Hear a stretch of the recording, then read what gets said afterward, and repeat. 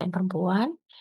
Kenapa ya harus, perempuan gitu ya, karena perempuan itu adalah tonggak peradaban dan juga penentu dari masa depan bangsa dan keluarga. Karena kan sebagai perempuan kan kita, nantinya pasti akan ini ya, berkeluarga dan memiliki, eee, anak gitu ya, yang menjadi penerus bangsa. Sehingga kita juga harus berdaya gitu ya, apa sih namanya berdaya ya? Jadi berdaya itu beda ya dengan hanya mempunyai kekuatan saja. Berdaya itu kita tuh harus bisa untuk menentukan sendiri mana yang terbaik untuk kita gitu ya.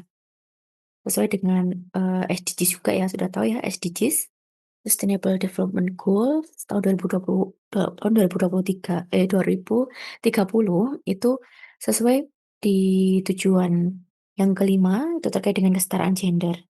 Bahwa selama ini kan memang untuk permasalahan ya terkait dengan gender itu kan ini ya, ada ketidak ini ya, apa, ketidaksetaraan ya dari gender.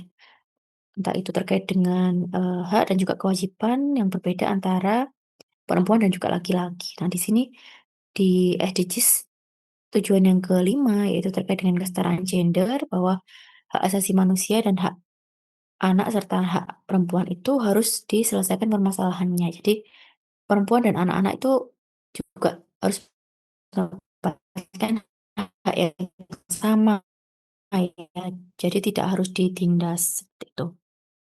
Juga masih banyak sekali perempuan-perempuan yang tidak menyelesaikan yang pendidikan dasar itu ya.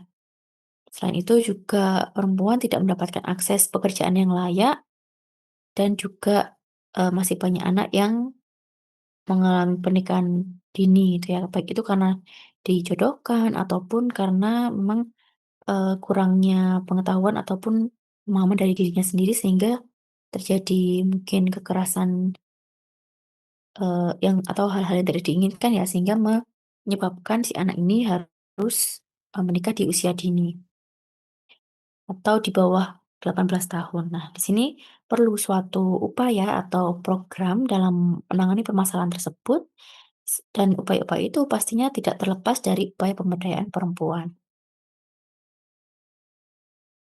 Jadi untuk, pertemuan kita pada hari ini yaitu terkait dengan model pemberdayaan perempuan ya, jadi akan mempelajari terkait dengan filosofi dan juga konsep dasar model pemberdayaan perempuan di bidang kesehatan, lalu juga ada model hierarki pemberdayaan perempuan menurut Longwy Framework dan juga model pemberdayaan perempuan menurut yang Woman Centered Care ya. Terus kemarin kan juga sudah mendapatkan penugasan ya dari Bu Yayu terkait dengan analisis situasi ya. Yang dikerjakan secara berkelompok, satu kelompok 2 mahasiswa sepertinya ya. Jadi kan nanti kalian juga akan dilanjutkan tugas itu ya. Jadi setelah kalian analisis data, analisis permasalahannya, apa sih permasalahannya dan juga akar dari masalah tersebut, dan nanti baru kalian juga menentukan menggunakan metode dan model gitu ya yang sesuai untuk mengatasi masalah, tersebut gitu ya, untuk kalian nanti melakukan pemberdayaan perempuan dan juga nanti juga membuat suatu media ya. Harapannya medianya juga tidak hanya media yang, ini ya, apa namanya, hanya seperti leaflet, poster, seperti itu, tapi harapannya nanti misalkan kalian mengatasi permasalahan yang memang misalkan ya contohnya, partisipasi kunjungan apa, posyandu ataupun, imunisasi dasar yang rendah gitu ya. Nah, nanti seperti apa kalian bisa yang medianya itu berbasis digital, misalkan kalian membuat inovasi apa gitu ya, secara digital, nah itu nanti bisa berikan saat melakukan pemberdayaan, sehingga misalkan terbentuk suatu komunitas secara online misalkan untuk berbagi pengalaman itu dan juga, difasilitasi oleh kalian, seperti itu ya. Jadi ada, apa ya, berbasis digital gitu ya, tidak hanya, yang poster, buklet, meskipun itu nanti berupa e-book itu nggak seperti itu, tapi harapannya ada yang mungkin lebih, eee, ada terkait dengan digitalisasi itu ya. terus kita masuk ke materi terkait dengan model pemberdayaan perempuan ya. Jadi, apa sih model itu? Ya, jadi model itu adalah representasi dari suatu objek, benda ataupun ide dalam bentuk yang disederhanakan dari kondisi atau fenomena alam. Model itu berisi informasi tentang fenomena yang dibuat untuk mempelajari fenomena sistem yang sebenarnya. Jadi sebenarnya model itu seperti kerangka ya, seperti kerangka yang kita susun sendiri untuk menentukan nanti seperti apa sih yang akan kita lakukan dalam melakukan pemberdayaan perempuan itu, gitu ya. Nah, jadi merupakan kerangka kerja atau pendekatan yang digunakan untuk mencapai tujuan pemberdayaan perempuan. Selanjutnya filosofi dan juga konsep dasar model pemberdayaan perempuan di bidang kesehatan. Empowerment ya, bahkan suatu proses dan hasil.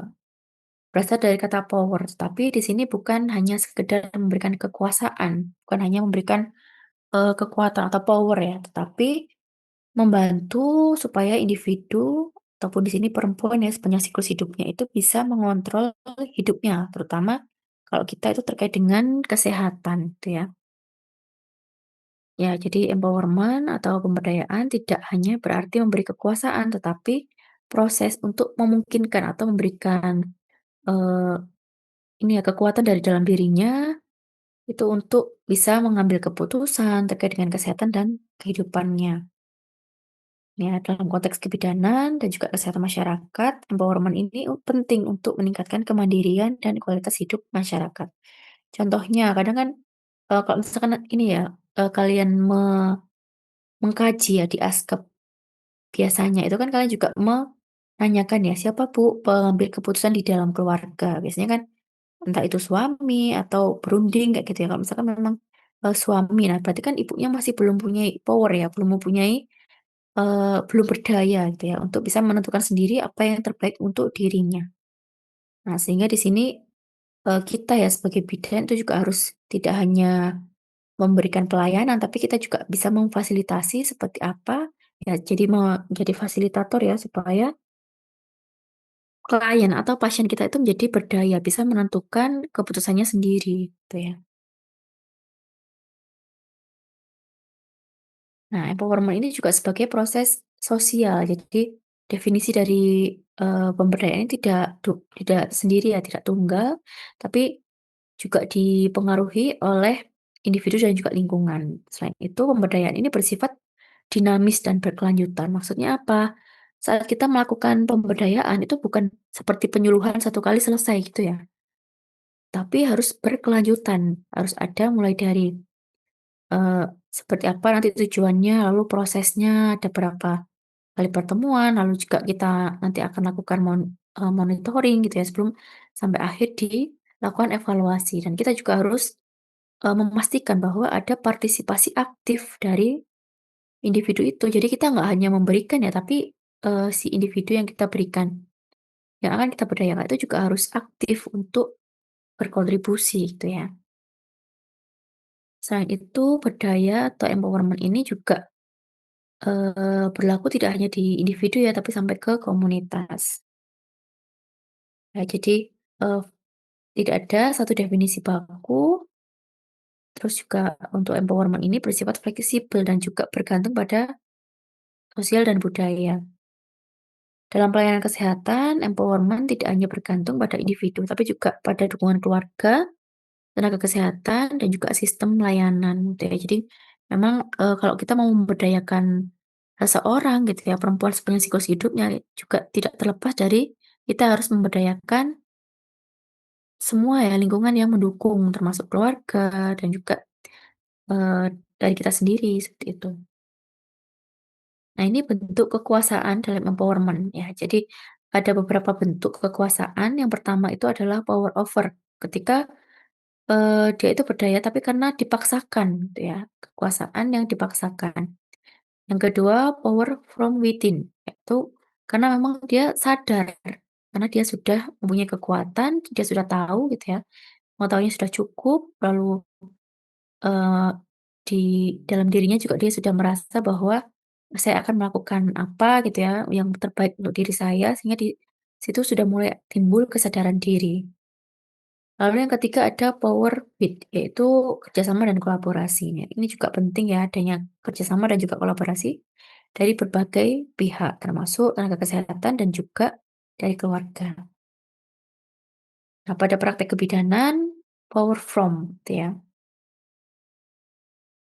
Power from within itu terlihat ketika ibu itu mampu mengambil keputusan, misalkan terkait dengan kehamilannya, ketika ibu itu memang, jadwalnya periksa gitu ya, harusnya periksa selama minimal 6 kali, tetapi misalkan tidak ada dukungan dari keluarga, tidak ada yang mengantar gitu ya, suaminya sibuk kerja di luar kota dan lain-lain, tetapi ketika kekuasaannya itu berupa power from within, karena sudah sadar ya, karena, ibu ini akan melahirkan generasi penerus bangsa yang harus baik gitu ya, yang harus juga berkualitas, maka dia akan berangkat sendiri, entah bagaimana caranya. Ibunya akan periksa ke tenaga kesehatan sebanyak minimal 6 kali, gitu ya. Begitu juga terkait dengan persalinan, menentukan, akan bersalin di mana, menggunakan metode apa, serta kontrasepsi. Nah, itu juga penting ya, terkait dengan kontrasepsi, itu juga bisa ditentukan sendiri oleh si ibunya ketika menggunakan yang, eee, power from within atau karena kesadaran diri, ya. Nah, namun untuk yang power with, itu saat bidan, keluarga, dan masyarakat itu bekerja sama. Jadi semua pihak bekerja sama untuk mendukung kesehatan ibu dan anak. Nah, misalkan pada kasus-kasus yang kehamilan resiko tinggi. Nah, ini juga perlu eh, ini ya pemberdayaan yang perlu kerjasama dan juga kolaborasi dari berbagai pihak. Ya. Dan selain itu juga terkait dengan permasalahan kesehatan yang lain ya, misalkan stunting dan lain-lain itu kan juga tidak hanya permasalahan satu orang ya, tapi harus juga ada kerjasama. Nah, pendekatan itu lebih efektif ya dibandingkan dengan power over. Pour over contohnya gimana?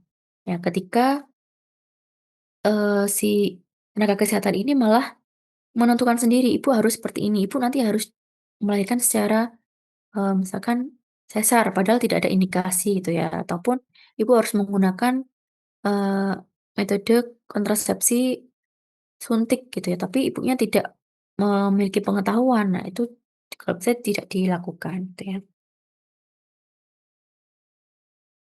Nah selanjutnya ini ya, jadi, untuk empowerment dalam kesehatan sendiri merupakan proses meningkatkan kontrol diri, karena tidak ada kondisi yang maksudnya dia itu, sempurna untuk berdaya ya, sehingga memerlukan partisipasi aktif, baik itu dari diri sendiri, lingkungan juga ya, dan juga sistem kesehatan.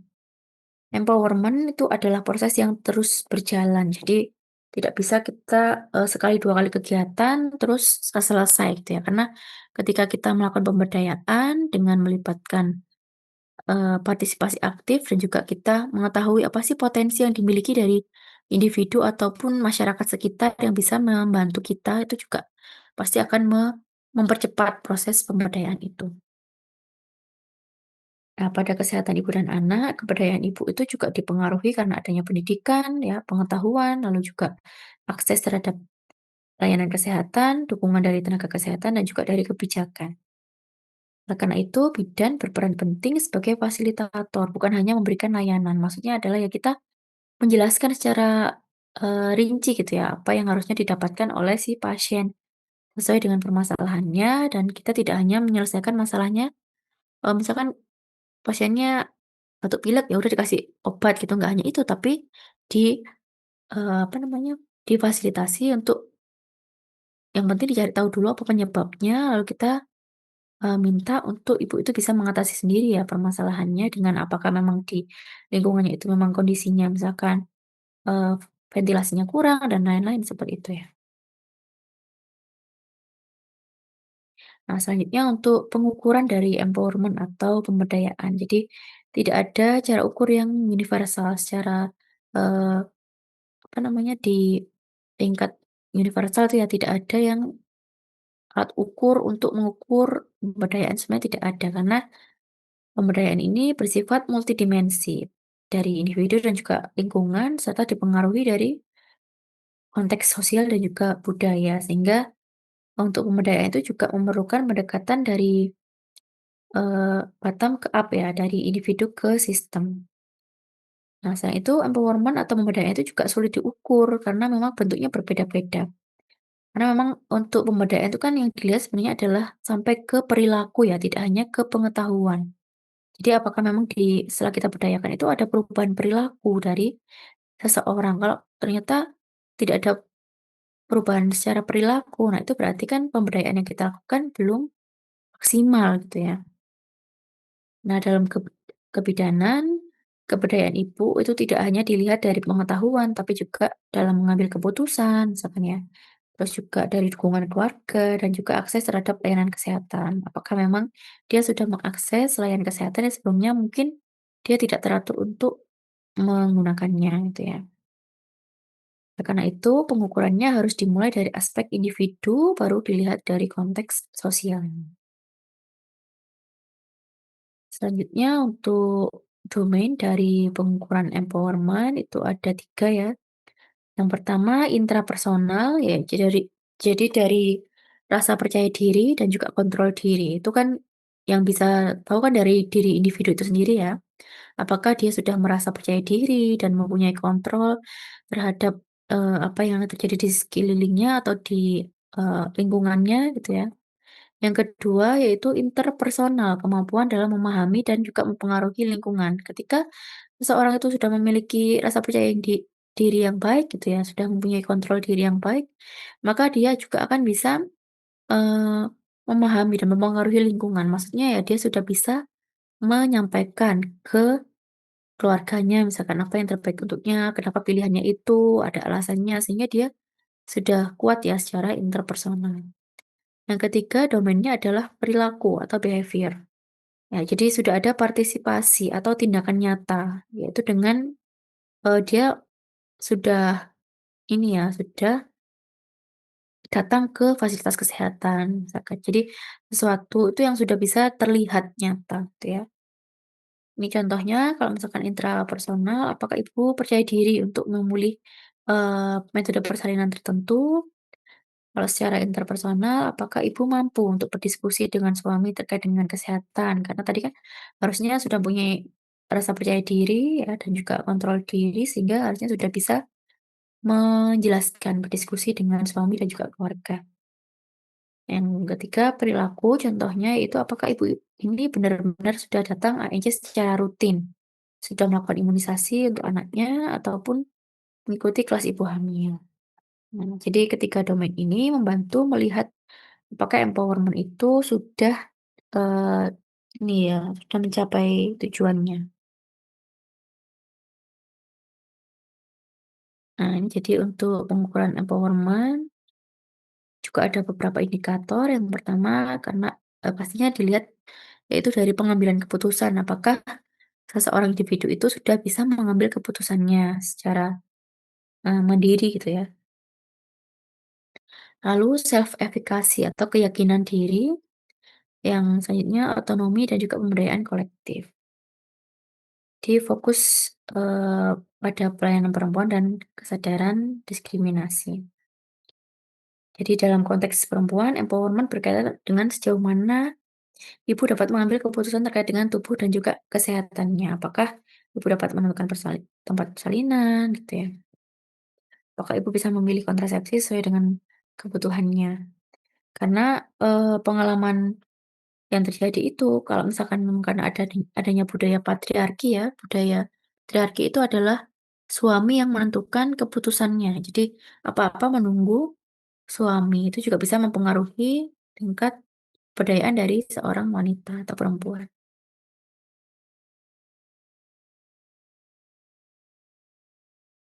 Benar.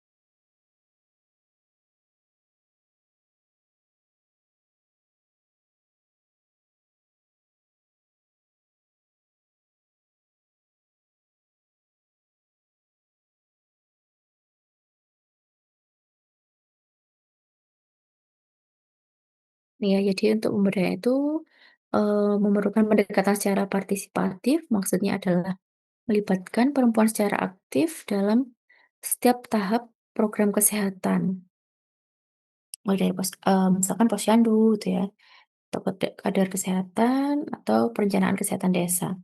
Selain itu, untuk kegiatan pemberdayaan itu bisa dengan pendidikan kesehatan dan juga peningkatan kesadaran.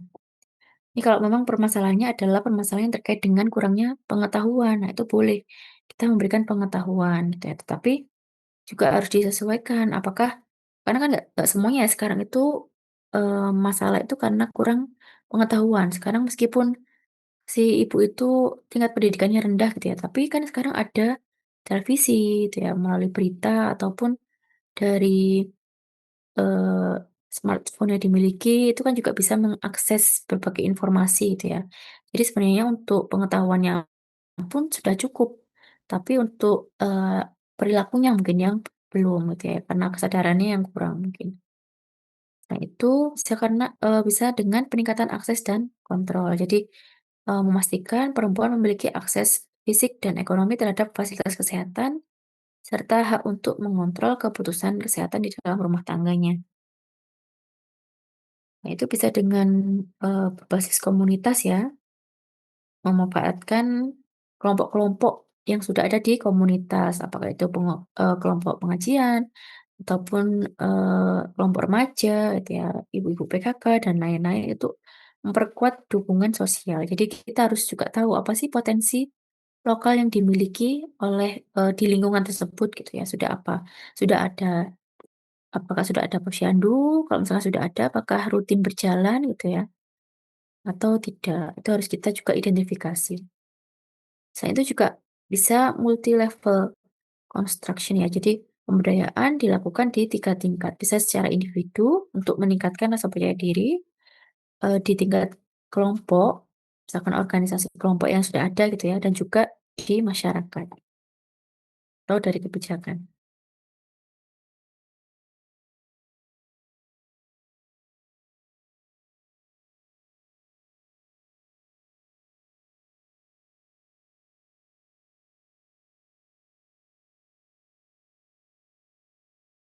Ya tadi untuk pengukuran, empowerment, selanjutnya yaitu terkait dengan pemberdayaan perempuan. Jadi empowerment atau pemberdayaan itu merupakan proses yang terus berlangsung ya. Jadi, harus terus berlangsung untuk pemberdayaan itu sendiri. Dan terdiri dari 4 tahap yang saling berkaitan antara aspek individu dan juga konteks sosial. Yang pertama yaitu individual awareness ya. Jadi harus bisa mengenali dirinya sendiri. Jadi si individu ataupun perempuan yang kita akan berdayakan itu harus bisa mengenali sendiri apa sih ya kekuatan yang dimiliki, apa kelemahan yang dimiliki, serta harusnya tuh mendapatkan hak-hak apa, itu kita harus juga menyadarkan ya kepada ibu. Lalu yang kedua yaitu contextual awareness, jadi, terkait dengan apakah lingkungan saat ini tuh sudah mendukung atau ternyata tidak mendukung gitu ya.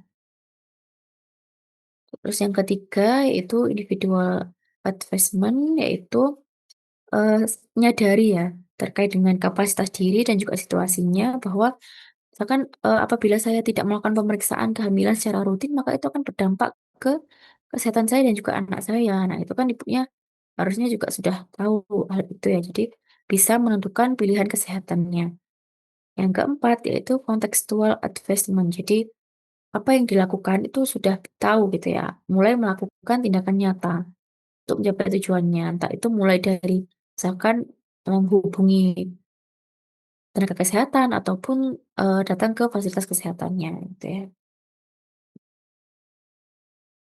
Misalnya ini ada beberapa faktor yang bisa, mempengaruhi ya pemberdayaan perempuan. Jadi, secara individu pastinya yaitu pendidikan, pengetahuan terhadap kesehatan ya, terus juga kepercayaan diri, meliputi self esteem dan juga self efficacy. Bedanya kalau self esteem itu perasaan subjektif tentang dirinya. Jadi, apakah, eee, maksudnya itu dia menilai secara diri. menilai diri sendiri ya secara subjektif apakah mampu atau tidak gitu ya. Sedangkan self efficacy yaitu keyakinan untuk melakukan sesuatu gitu. Maksudnya, dia akan menggunakan KB bahwa dia yakin bahwa itu adalah yang terbaik, untuknya saat ini gitu ya. Dan juga pastinya kemandirian secara ekonomi. Dan itu faktor yang lain yaitu faktor sosial dan budaya. Seperti, norma, gender, dan juga budaya patriarki dari, suami yang mungkin lebih mendominasi gitu ya untuk mengambil keputusan. Lalu dukungan keluarga dan juga pasangan, serta lingkungan sosial atau komunitas. Nah, itu juga faktor struktural, jadi akses pelayanan kesehatan. Apakah ke pelayanan kesehatan itu mudah diakses oleh dirinya atau tidak gitu ya. Dan juga mungkin kebijakan serta program-program KIA yang ada, serta dukungan organisasi atau non-government organization. Selanjutnya ketidakberdayaan. Nah ini ya jadi eh, kebalikan dari berdaya itu adalah ketidakberdayaan. Nah, apa sih dampaknya pada kesehatan ya? Pastinya ketika seseorang itu, apalagi seorang perempuan ya tidak berdaya, maka dia juga akan kurang ya dalam melakukan kontrol dan juga kurang bisa untuk menentukan atau mengambil keputusan sehingga dapat menyebabkan stres gitu ya dan juga bahkan gangguan kesehatan. Bukan hanya kemiskinan ya, tapi juga karena kurang berkuasa, karena dia tidak bisa menentukan apa yang harusnya terjadi pada dirinya gitu ya, terkait dengan kesehatan. Nah, selain itu, pekerjaan dan juga peran sosial itu juga bisa berpengaruh pada kesehatan. Beberapa penelitian juga menunjukkan bahwa perempuan dengan kontrol rendah atas hidupnya itu bisa lebih mengalami masalah kesehatan dibandingkan dengan yang, eee, dia sudah berdaya gitu ya. Dalam konteks KIA, ibu yang tidak dilibatkan dalam pengambilan keputusan ANC, persalinan atau KB itu bisa stres atau tidak puas terhadap pelayanan pelayanan yang kita berikan. Jadi, setiap pelayanan yang kita berikan, kita harus selalu melibatkan pasien. Tak itu kita jadi tidak hanya mengobrol satu arah ya, tapi kita juga mengobrol, mengajak eee, pasien atau klien itu untuk juga menyampaikan apa yang memang menjadi unek-uneknya gitu ya.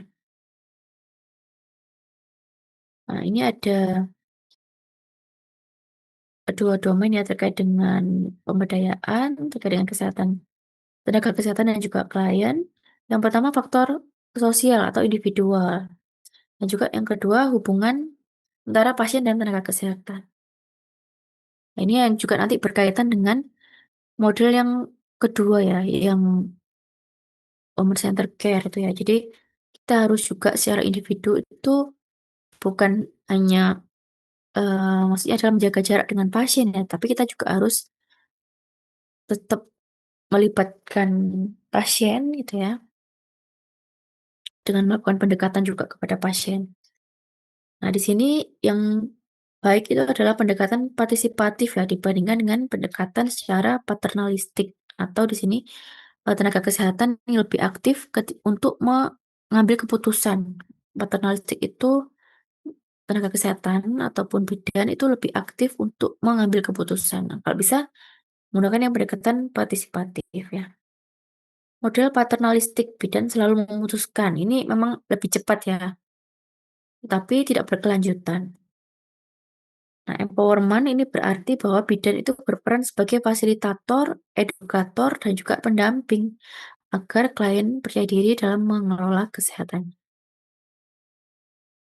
Ya, jadi keterkaitan antara pemberdayaan dalam praktek kebidanan bahwasanya kesehatan itu adalah hak asasi manusia.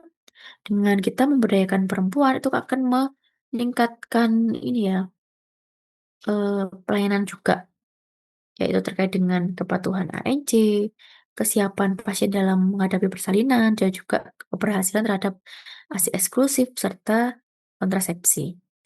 Ini juga perlu dukungan dari keluarga dan juga komunitas.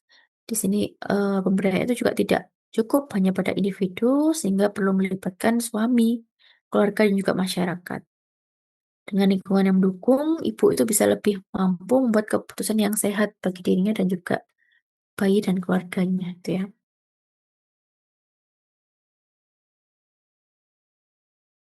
Nah, ini selanjutnya women's empowerment dan juga kesehatan perempuan, bahwa perempuan dalam sistem patriarki ya, ketika tadi ya untuk yang patriarki itu yang suami lebih dominasi dalam mengambil keputusan, itu kurang mempunyai kuasa dan akses sumber daya, sehingga bisa menyebabkan ketidakberdayaan atau faktor risiko kesehatan. Sehingga ketika ada nyeri ataupun gangguan mental itu lebih sering diremehkan misalkan ya. Terus kalau misalkan ada penyakit serius itu terlambat terdeteksi atau penggunaan obat gitu ya. Jadi efek samping obatnya itu bisa lebih tinggi. Sehingga di sini, pemberdayaan perempuan itu penting untuk mengurangi ketidakseimbangan, ini ya, eee, gendernya tadi ya, dan juga meningkatkan kualitas dan keadilan pelayanan.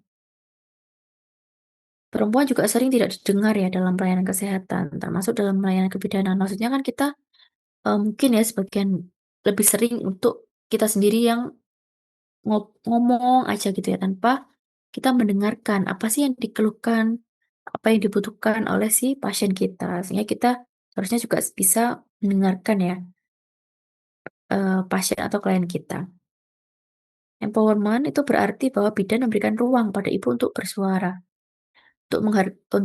Menyampaikan keluhannya gitu ya, dan kita juga melibatkan ibu dalam setiap keputusan kesehatan, supaya pelayanan kita berikan itu lebih adil dan juga bermutu.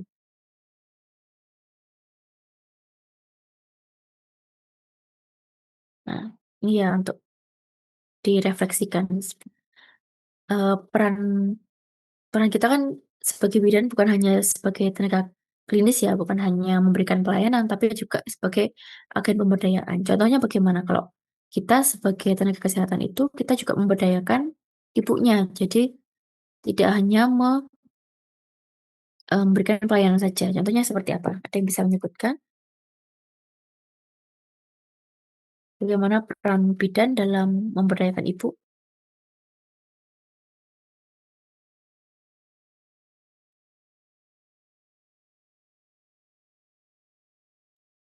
Izin masuk, izin menjawab, Ibu.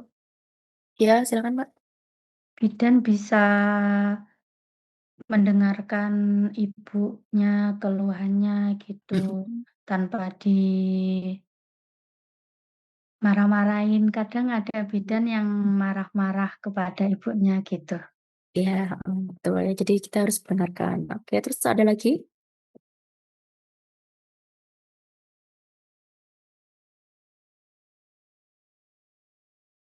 Apalagi kira-kira?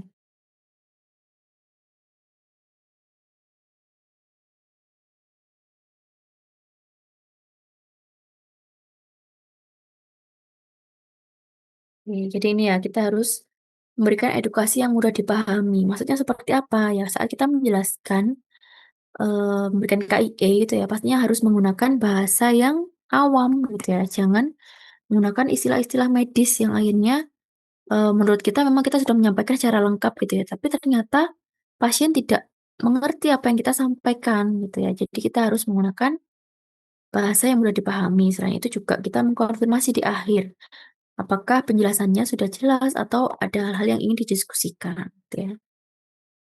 Terus juga mendorong ibu untuk aktif bertanya dan berpendapat gitu ya. Jadi tidak hanya kita yang aktif bertanya gitu ya. Jadi kita juga bisa mengajukan beberapa pertanyaan, kita misalkan meminta ibu untuk menceritakan pengalamannya, itu kan juga bisa ya, sehingga memancing ibu untuk berbicara, jadi tidak hanya kita yang berbicara, gitu ya.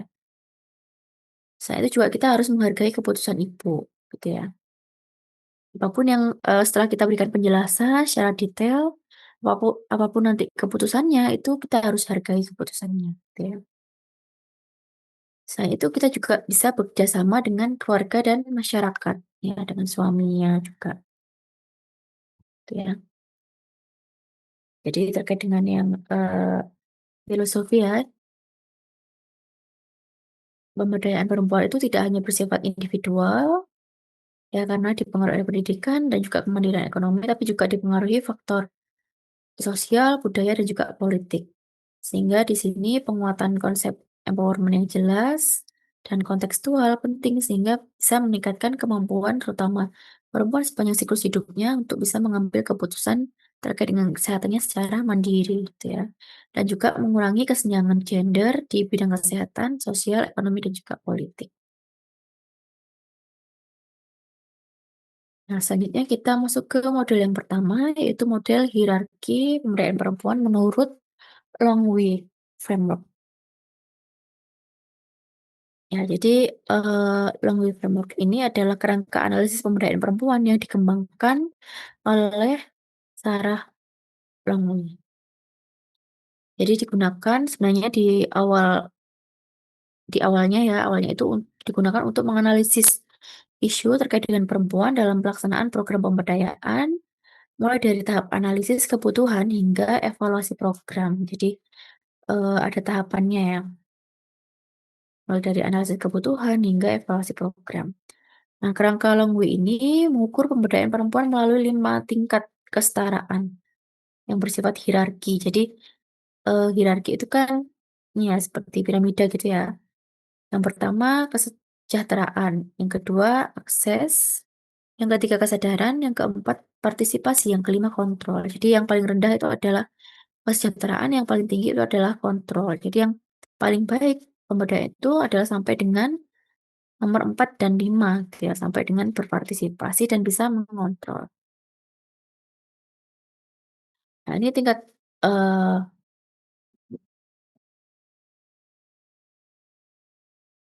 tingkat kesetaraan perempuan.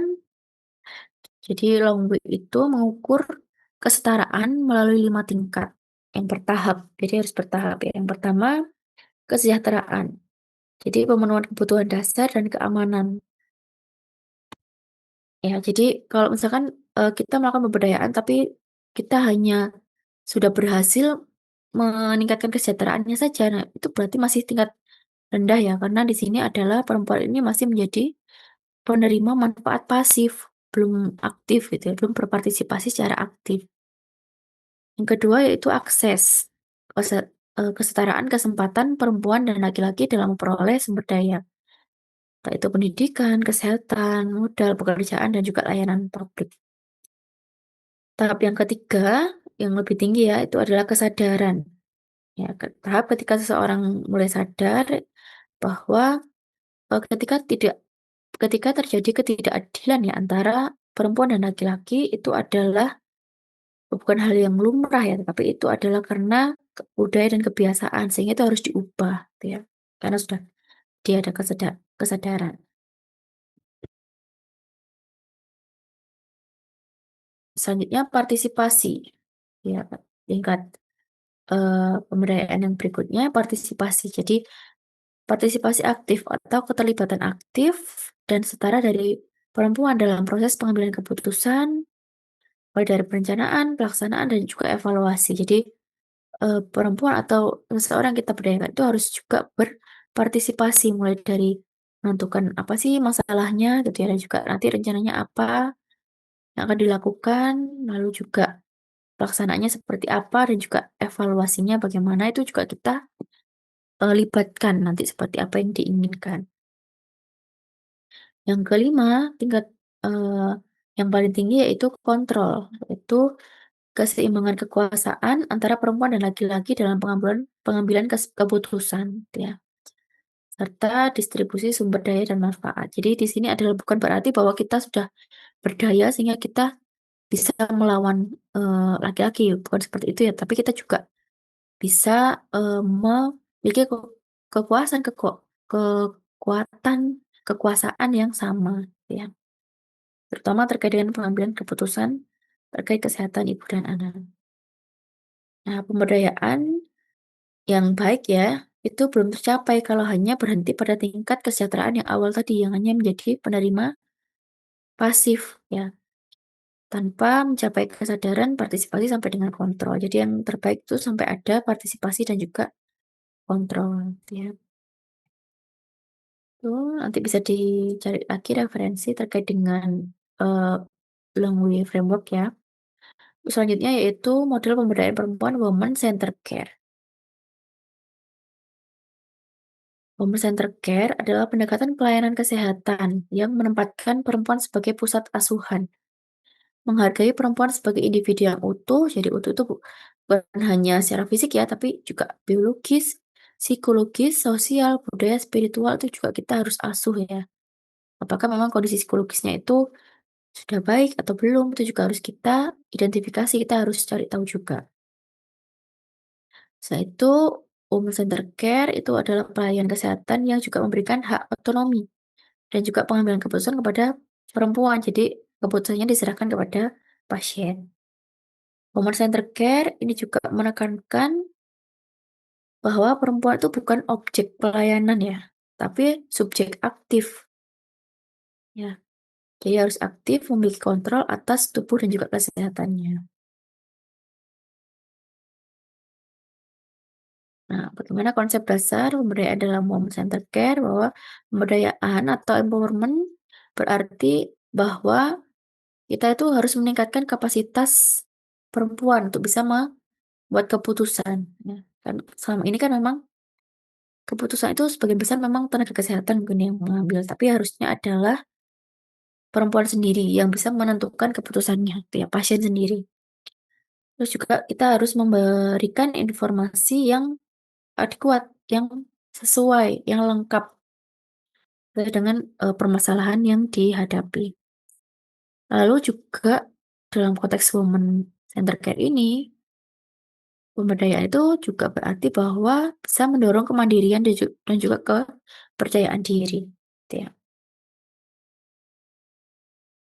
Selanjutnya prinsip-prinsip women center care. Jadi beberapa prinsip ya dalam women center care itu adalah menghormati pilihan perempuan. Jadi misalkan terkait dengan persalinan contohnya ya, itu bisa menentukan sendiri mau bersalinnya di mana, menggunakan metode persalinan apa, intervensinya seperti apa gitu ya. Apakah eh, nanti pengennya itu di ruangan yang apa namanya sejuk gitu ya, seperti kayak di rumah gitu atau seperti apa. Nah itu harus direncanakan gitu ya, harus dipilih sendiri oleh si pasien. Yang kedua, prinsip yang lainnya yaitu kemitraan atau partnership. Jadi antara bidan dan pasien itu harus setara ya, bukan berarti bahwa eh, kita tuh bidan. Jadi pasien itu harus mengikuti apa yang kita sampaikan gitu ya. Jadi kita tuh harus setara dan juga bisa saling kolaboratif dan juga saling percaya ya. Prinsip women centered care yang lain yaitu individualisasi asuhan. Ya, jadi asuhan itu yang kita berikan juga harus disesuaikan dengan nilai-nilai dan juga budaya setempat, kondisi sosial, dan juga kebutuhan unik dari perempuan. Karena setiap perempuan itu, setiap pasien itu unik. Dia mempunyai permasalahan yang berbeda. Ya. Jadi kita tadi harus juga mengasuh mulai dari secara biologi ya, terus secara psikologi, lingkungan, dan lain-lain. Selanjutnya prinsip yang lainnya yaitu kontinuitas atau keberlanjutan dari asuhan atau continuity of care, CUC ya. Jadi kita kalau misalkan kita sudah memberikan pemberdayaan, melakukan pemberdayaan ya dengan women centered care ini dengan eh, pengambilan keputusan diserahkan kepada pasien dan kita juga ada kedekatan tadi ya, ada kesetaraan, terus juga saling percaya. Nah, pastinya kita juga akan bisa memberikan pelayanan yang berkelanjutan, gitu ya. Mulai dari ibu itu merencanakan kehamilan sampai dengan hamil, periksanya rutin, nanti persalinannya tetap di kita, gitu ya, dan juga nifasnya melakukan kunjungan nifas teratur sampai dengan nanti merencanakan metode kontrasepsi. Prinsip bomber center care yang lain yaitu berbasis bukti. Ya, jadi apapun yang kita berikan, asuhan yang kita berikan juga harus berbasis bukti, gitu ya, berdasarkan memang penelitian yang terbaru, gitu ya, bukan karena kebiasaan. Misalkan, oh ini biasanya memang harus dilakukan episiotomi secara rutin, itu kan tanpa indikasi itu kan juga tidak boleh ya. Jadi harus semua keputusan yang kita sampaikan, yang kita nanti juga berikan pilihannya kepada pasien itu harus berdasarkan bukti ilmiah, gitu ya, dan juga disesuaikan dengan kondisi dari ibunya.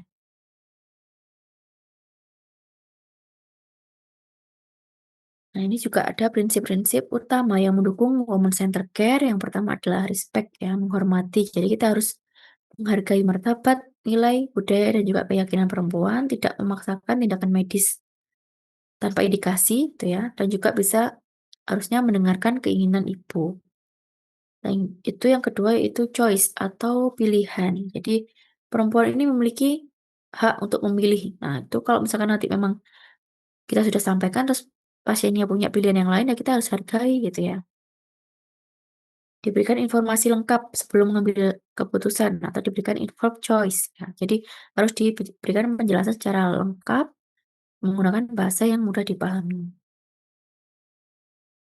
Selain itu safety atau aman gitu ya. Jadi pelayanan yang kita berikan juga harus tetap aman secara medis tadi ya, berbasis bukti juga. Dan juga kita pastinya setiap pelayanan yang kita berikan harus mengutamakan keselamatan dari ibu dan juga bayinya. Prinsip yang lainnya yaitu akses. Perempuan memiliki akses yang mudah terhadap pelayanan kesehatan. Jadi kita pastikan bahwa akses yang kita misalkan menyarankan ya untuk melakukan sesuatu, ibu harus berolahraga atau apa gitu ya. Ya kita juga pastikan bahwa akses itu mudah didapat oleh si ibunya gitu ya. Juga tidak ada hambatan baik itu biaya, jarak, dan juga dari budaya. Sehingga di sini peran bidan itu sebagai pendamping, gitu ya. Jadi yang menghormati, memberikan pilihan, menjaga keselamatan, dan memastikan akses layanan sehingga ibu berdaya dan terlibat aktif dalam asuhan. Selanjutnya, model pemberdayaan dalam women center care itu ada beberapa komponen utama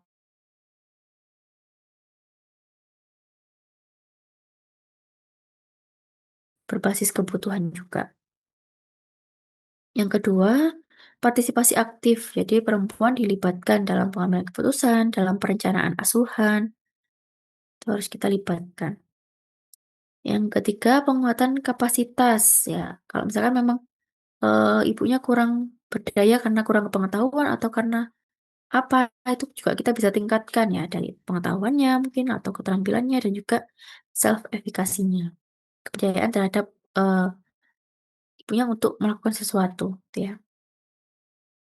Selanjutnya, yaitu dukungan sosial. Ini harus melibatkan suami, keluarga, dan juga komunitas. Lalu, kontrol dan otonomi, itu juga perempuan itu harus memiliki kontrol ya terhadap tubuhnya, misalkan dalam proses persalinan atau pilihan kesehatannya, sehingga kita juga harus hargai. Ini skema konsep dari Women Center Care ya. Jadi, yang pertama itu Women Center Care memerlukan tenaga kesehatan yang terdidik dan juga terlatih. Selain itu juga sistem pelayanan yang mendukung, serta bidan harus memiliki kompetensi klinis yang baik, komunikasi yang efektif, dan juga sikap profesionalisme dan juga empati yang baik. Ya, kita harus berempati juga ya. Lalu yang kedua atribut. Ya, jadi women center care juga menekankan pilihan dan kendali perempuan. Jadi kita juga ini ya mengusahakan agar pengambilan keputusan itu diambil sendiri oleh pasien secara sadar dan juga percaya diri gitu ya. Nah itu hubungan antara bidan dengan ibu tuh harus setara, saling percaya dan juga berkelanjutan, lalu, dampak gitu ya. Jadi penerapan women center care ini juga harusnya bisa menghasilkan pengambilan keputusan yang berbasis bukti dan juga karena adanya kolaboratif, sehingga bisa meningkatkan kemampuan ibu dalam mengakses layanan serta memperbaiki hasil kesehatan. Maksudnya dalam memperbaiki, derajat kesehatan dari ibu dan juga bayinya. Selanjutnya definition ya. Pemerintahan terkait ini memastikan perempuan memiliki pilihan dan kontrol, didukung hubungan saling menghormati, lalu juga keputusannya berbasis bukti secara bersama untuk meningkatkan kesehatan ibu dan bayi. Nah, karakteristik eh, menggunakan model woman centered care ini seperti apa gitu ya. Jadi harusnya secara holistik. Jadi kita memberikan asuhan Tidak hanya secara fisik, tidak hanya memeriksa, fisiknya saja, tapi juga kita kaji secara psikologi, emosi, sosial itu seperti apa, gitu ya. Terus juga berbasis hubungan, hubungan antara bidan dan pasien harus setara tadi ya, saling menghargai, terus juga menghormati martabat perempuan, juga kita harus menyesuaikan dengan budaya setempat dan juga tidak otoriter. Lalu selanjutnya peran bidan dalam model home center care, itu kita berperan sebagai fasilitator. Maksudnya adalah kita memberikan informasi dan juga pilihan ya. Jadi informasi yang kita sampaikan juga harus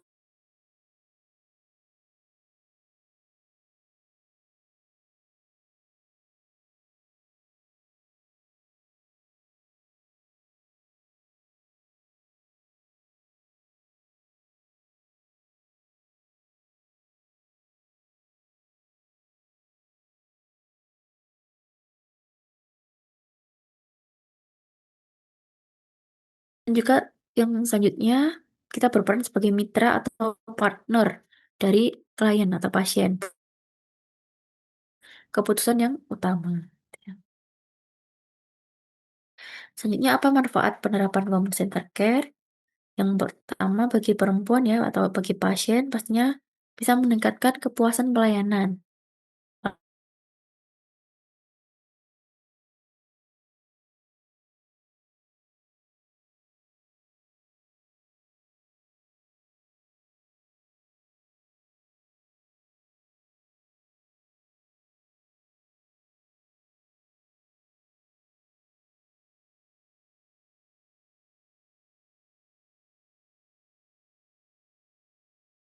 Yaitu pemberian informed choice ya atau penjelasan dulu pada saat, akan menentukan metode persalinan. Lalu menentukan birth plan atau perencanaan persalinan bersama dengan ibu, melakukan pendampingan persalinan oleh keluarga dan juga melakukan konseling yang berbasis dengan memang kebutuhan dari ibu. Ini ada beberapa pembahasan, model pemberdayaan dalam beberapa artikel, ini contohnya ya, dari judul, Community Good, Model for Women Empowerment. Jadi pemberdayaan perempuan dilakukan melalui bimbingan berbasis komunitas, yang meningkatkan kemampuan, kesadaran, dan juga partisipasi dari perempuan.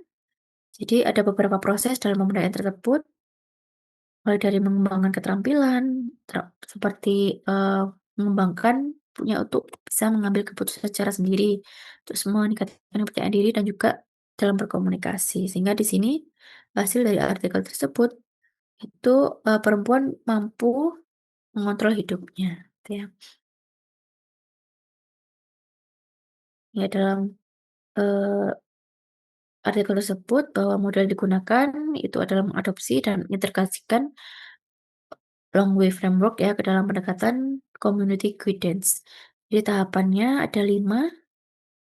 Yang pertama, perempuan masih mengikuti nilai dominan. Jadi ya cuman mengikuti aja apa yang sudah berjalan gitu ya. Yang kedua, mulai muncul kesadaran. Yang ketiga, mulai menolak adanya ketidakadilan gitu ya dan menginginkan adanya perubahan. Yang keempat, mulai ada refleksi diri dan juga pencarian identitas. Yang kelima, sudah mandiri, sadar, dan mampu mengambil keputusan. Jadi setiap tahap model tersebut ada kegiatan bimbingan, konseling, dan juga kegiatan kelompok.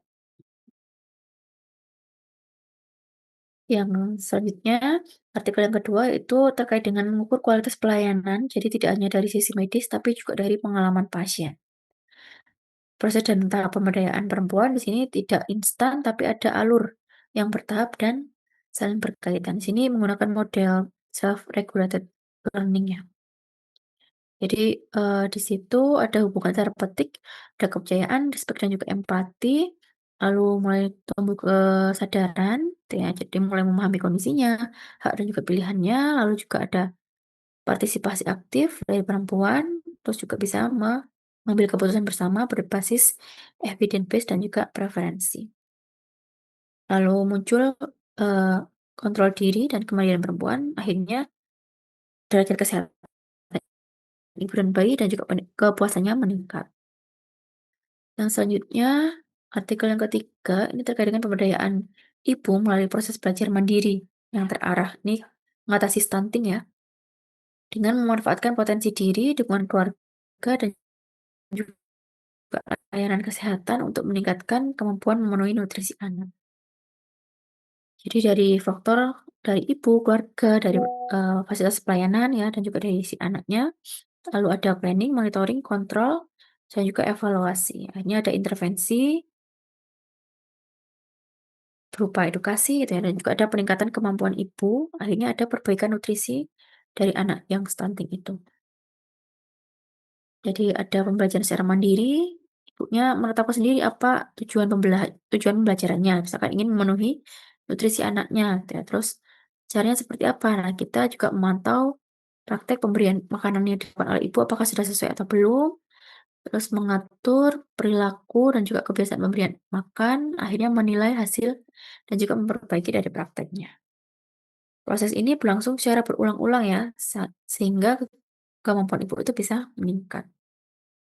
Yang selanjutnya, artikel selanjutnya berisi tentang model pemberdayaan perempuan sebagai solusi strategis menangani resiko anemia pada ibu hamil.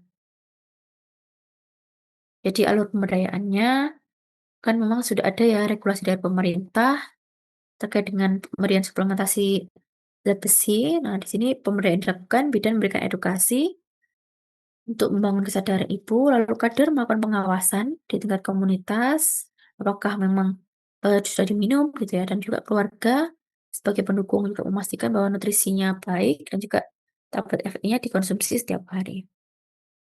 Outputnya ada peningkatan pengetahuan dan juga ada perubahan perilaku dari ibu hamil. Outcome-nya ada peningkatan kadar HB dan juga penurunan risiko perdarahan dan juga pencapaian target dari SDGs tahun 2030.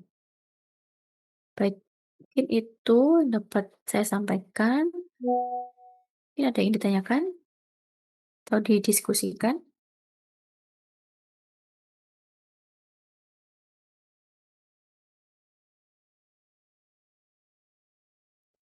Izin menjawab kayaknya belum ada, Ibu. Belum ada ya, baik.